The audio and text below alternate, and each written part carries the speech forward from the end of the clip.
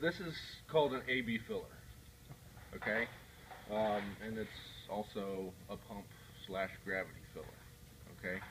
Um, 1, 2, 3, and 4 are filler A, okay? This is for your viscous products.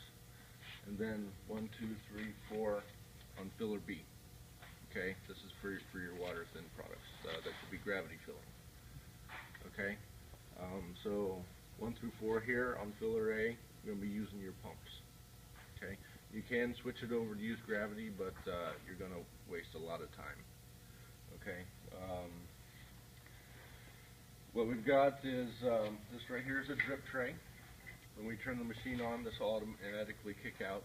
So when bottles feed in, okay, the drip tray is out to catch any drips, preventing them from going on top of the bottles if there are any drips. Okay, when the bottles feed in, they will be grabbed by this unit here. It's called a container locator. Everybody calls them bottle grabbers because that's what they're doing, is they're grabbing the next to the bottles. Okay, you got 4 grabbers here, and then back there, since they're not in use at this time, we've got we're just storing the other 4 grabbers.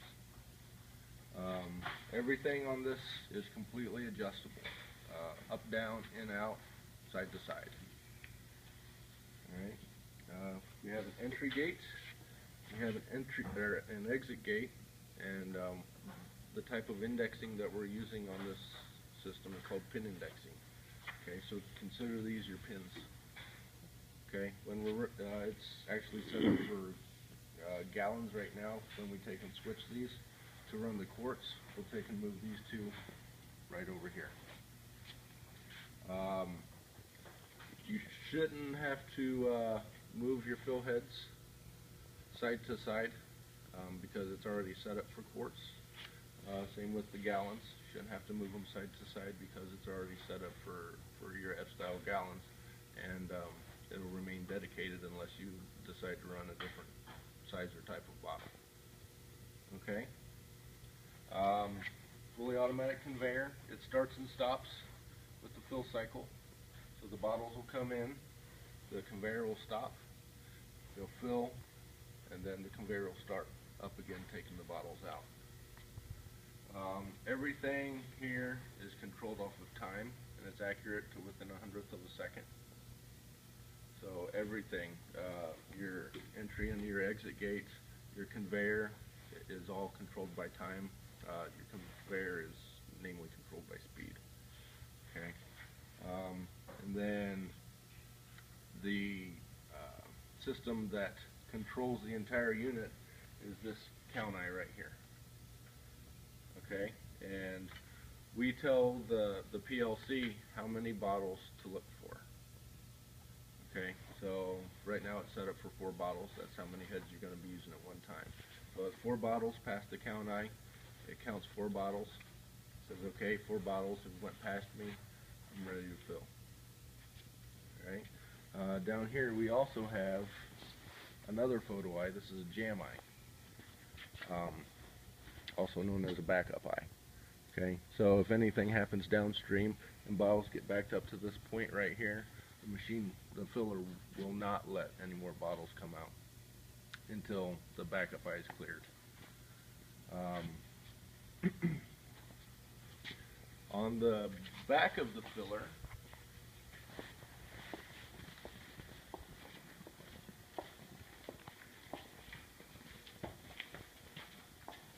we have A and B tanks.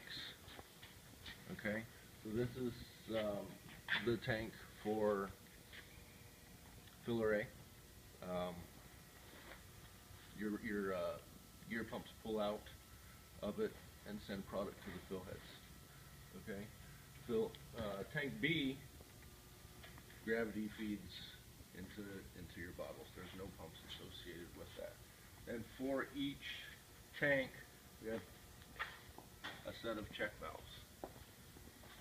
Okay, right here, and then right there for tanks A and B respectively. Those check valves are controlled by the floats in the tank. Okay, and what it is, it's a stainless steel rod that sticks down. It's got a ball and then another ball on top of it. Your bottom ball is called your main float. Okay, and that's the one that's always in contact with your liquid. If something were to happen and the bottom ball would get stuck, the backup, which is on top and never comes in contact with the product, would kick in. Okay, so your backup is always out of the product,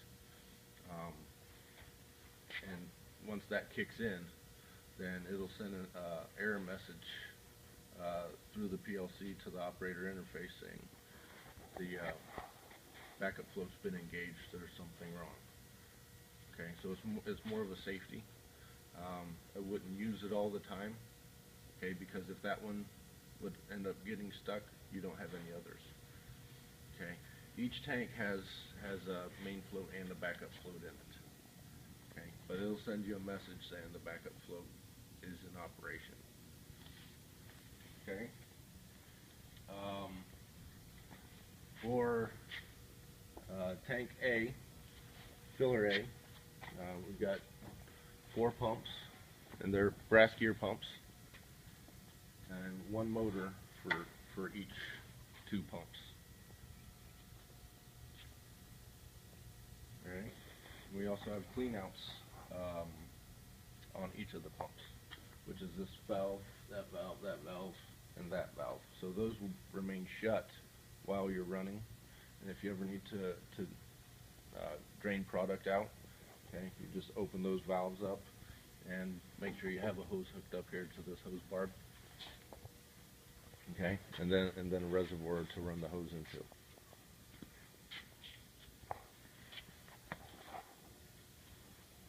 How much does that hold? If you want to drain?